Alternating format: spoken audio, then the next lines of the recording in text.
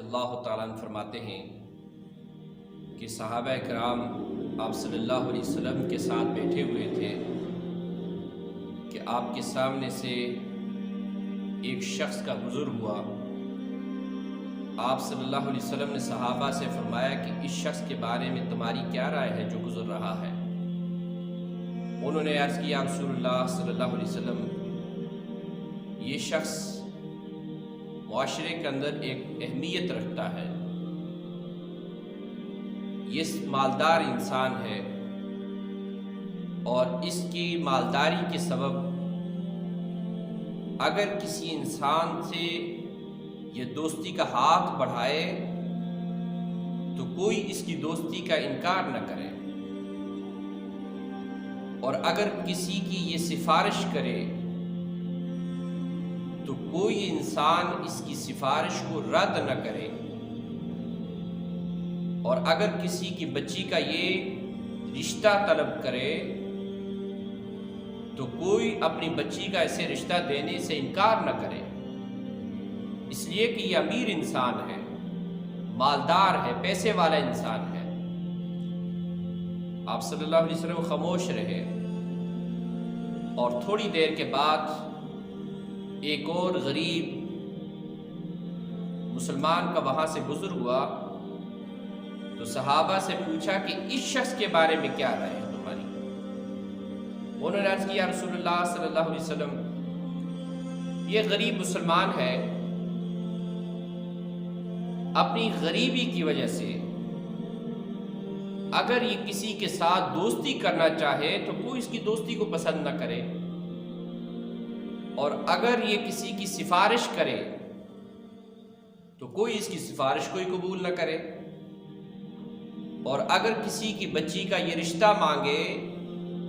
تو کوئی اس کی غربت کی وجہ سے اپنی بچی کا رشتہ دینے کے لیے بھی راضی نہ ہو۔ آپ صلی اللہ علیہ وسلم نے فرمایا کہ میرے صحابہ سنو، اس جیسے انسان جس کی اہمیت کی تم نے اتنی داستانیں سنائی ہیں، اس جیسے مالدار انسان سے اگر یہ ساری زمین بھر جائے تو اللہ تبارک و تعالیٰ کے ہاں فقط یہ ایک غریب مسلمان، غریب مومن، فرمایا کہ بری ہوئی زمین اس جیسوں سے، فرمایا کہ یہ اکیلا بہتر ہے اللہ کے ہاں۔ اور دوسرے مقام پر اللہ کے رسول صلی اللہ علیہ وسلم فرمایا کہ کچھ لوگ جو کہ غریب ہوتے ہیں اور تقوی دار ہوتے ہیں، ان کی ظاہری لباس اور ان کی شکل و شباہت کو دیکھ کر یوں محسوس ہوتا ہے کہ کوئی اس کو اپنے قریب نہ آنے دے، اور اگر وہ کسی کے دروازے پہ آ جائیں تو کوئی اسے اپنے دروازے پہ رکنے ہی نہ دے، دھکے دے کر اس کو وہاں سے بھگا دے۔ لیکن فرمایا کہ وہ اپنی ظاہری شباہت لوگوں کو یہ دکھائی دیتا ہے، لیکن ان کی حقیقت اللہ کے ہاں فرمایا کہ یہ ہوتی ہے کہ اگر وہ کسی معاملے پہ اللہ کی قسم اٹھا لیں تو فرمایا کہ اللہ تبارک و تعالیٰ ان کی اٹھائی ہوئی قسم کو کبھی رد نہیں فرماتا۔ تو سامعین ناظرین اکرام، کبھی کسی کی ظاہری شباہت کو دیکھ کر، کسی کی غربت کو دیکھ کر، کسی کی مالی کمزوری کو دیکھ کر، کسی کے لباس کو دیکھ کر کبھی نہ اس کا مذاق اڑائیں، اور نہ کبھی اسے اپنے سے حقیر جانیں، اور نہ کبھی اسے روگردانی کریں، اور نہ اس کو کبھی ذلیل کریں، اس لیے کہ اللہ تبارک و تعالیٰ بہت سے لوگوں کو دے کر آزماتا ہے کہ وہ اللہ کے لیے کیا کرتے ہیں، اور بہت سے لوگوں کو فرمایا کہ وہ نہ دے کر آزماتا ہے۔ اور پھر ایک حدیث پاک کا مفہوم ہے، فرمایا کہ جو اللہ کے نیکوکار ہیں لیکن دنیا کی مال و سامان ان کے پاس کم ہے، تو فرمایا کہ کل اللہ تبارک و تعالیٰ ان سے قیامت کے روز سب لوگوں کے سامنے معذرت کرے گا کہ میں نے تمہیں دنیا کی مال و متاع کم دے کر آزمایا تھا،